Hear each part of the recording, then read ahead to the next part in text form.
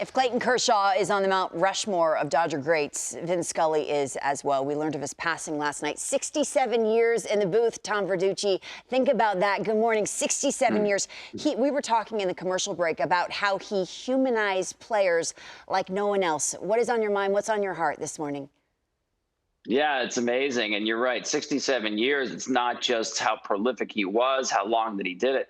But I thought even in his last year, he was still the very best. Think about anybody who does what they love for that long.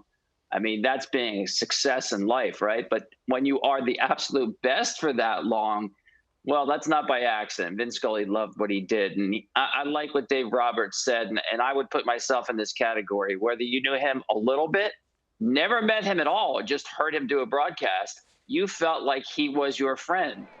Now, I got to know him more later on in his career, probably his last season. I got to know him well. I did a story for Sports Illustrated, spent a lot of time around Vin.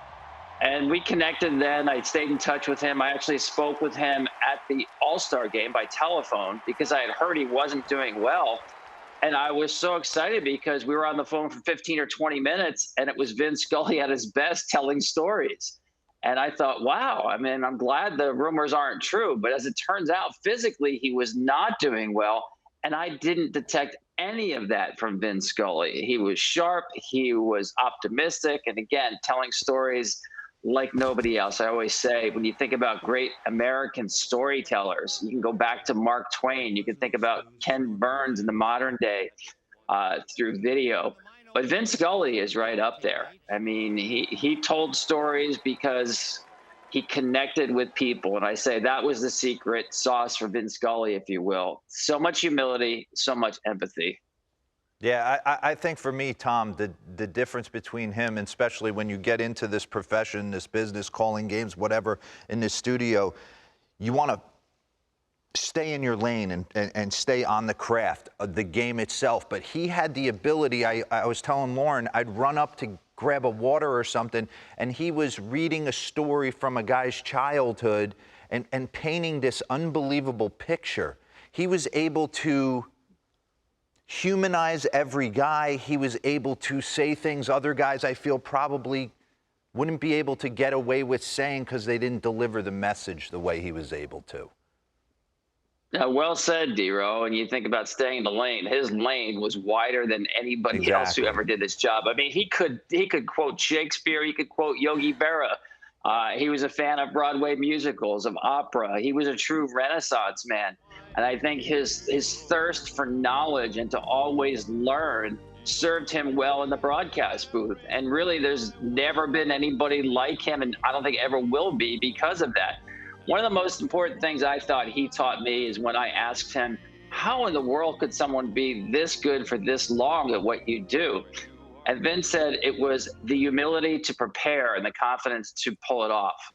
And the humility to prepare really stuck with me because that means even after 67 years, he was still preparing for a game like it was his first year. You know, that greatness, to me, greatness is making the difficult look easy. And Vin made greatness look easy, and it wasn't. It was all because of the preparation that he put in. Technically, unbelievably, right? The elocution, the timing was like, I mean, no one had Vin's timing. But it was a preparation, too, that set him apart. Humility to prepare. I'm going to think about that, Tom, for a long time. I was reading some of the tributes, and they ranged from Orel Hershiser holding back tears to Yasiel Puig, who said he gave him his nickname of the Wild Horse. How was he able to, you talk about depth of greatness, how was he able to span generations? Did he evolve? We always talk about pitchers and how they evolve, right? Did he change?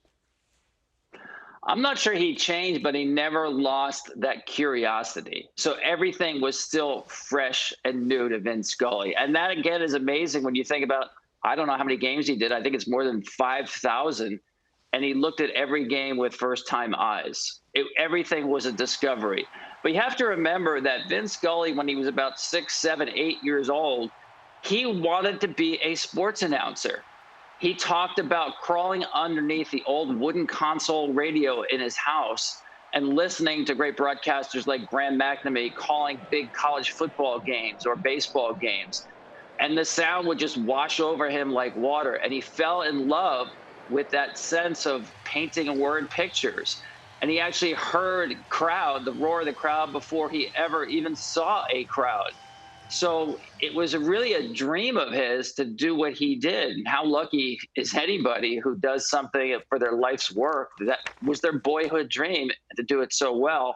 What an incredible bonus. Indeed. So beautifully said. Thanks for sharing, Tom Verducci, on Vin Scully's life and legacy.